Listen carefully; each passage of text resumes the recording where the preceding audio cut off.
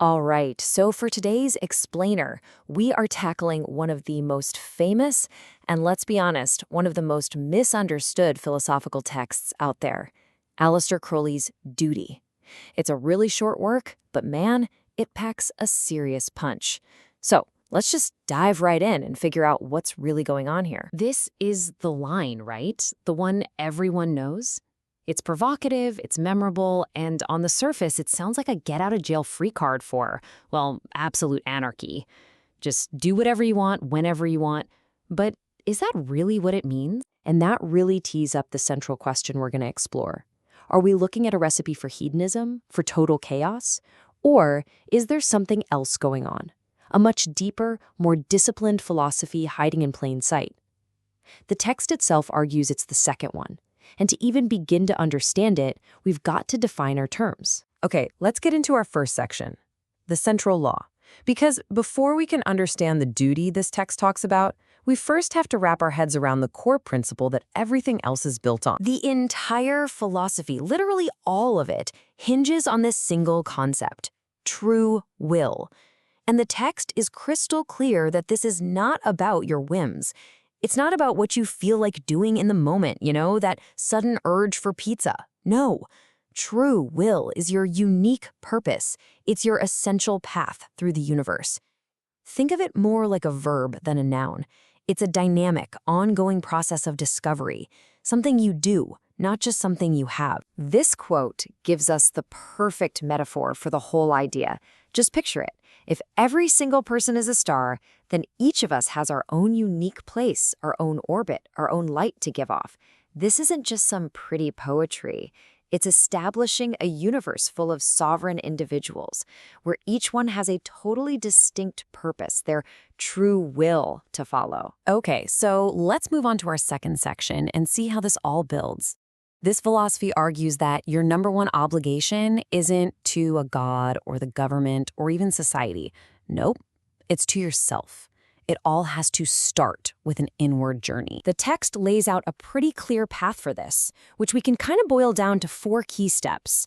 First, you discover. You explore absolutely everything about yourself, the good, the bad, the weird, without judging any of it. Second, you formulate. You take all that self-knowledge and you meditate on it until you can distill it down to the core formula of your true will. Third, you execute. You put everything you have, all your energy and focus, into actually living that will. And finally, you rejoice. Because in this view, existence itself is fundamentally joy. And make no mistake, this isn't about self-denial.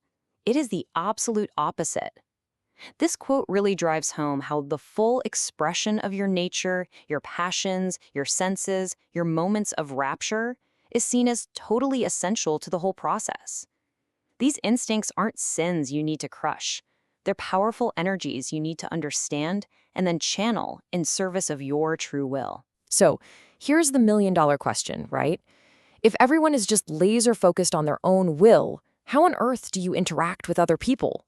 That brings us to our third section, your duty to others. How does a philosophy of radical individualism actually function in a society? At first glance, the text seems to completely contradict itself.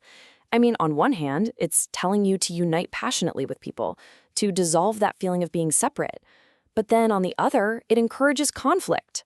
The philosophy squares this circle by seeing them as 2 sides of the same coin. Intense, honest engagement. Love lets you connect with another person's orbit. And respectful conflict? That helps clarify where your orbit ends and theirs begins. Both are seen as crucial for self-discovery. But, and this is a huge but, there is one supreme, non-negotiable rule. This quote is the ethical core of how you deal with other people. You must not interfere with another person's true will. Trying to dominate someone or force your will on them is the ultimate no-no, because you're basically trying to warp their entire universe. And in doing so, you warp your own. So when is it okay to step in?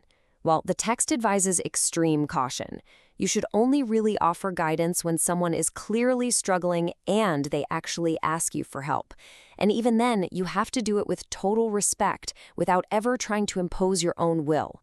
Why? Because the second you try to steer someone else's ship, you risk losing the rudder to your own. Okay, let's zoom out one last time. We've gone from the self to other people, and now we're at our fourth and final section. What is your duty to humanity, to nature, to, well, everything? So how does this whole thing scale up to a society? The philosophy, which is called Thelema, suggests a pretty radical new foundation for law. The only real crime is any act that restricts another person's freedom to go after their true will. This would mean getting rid of what it calls artificial crimes, things that don't actually harm anyone. And this respect doesn't just stop with people. It extends to the natural world, saying we have to work in harmony with the nature of things, not against it. This all boils down to a simple but really powerful definition of what's wrong: restriction. In this way of thinking, murder isn't wrong just because of some ancient rule. It's wrong because you are restricting that person's most fundamental right to exist. Theft is wrong because it restricts their right to enjoy their own property.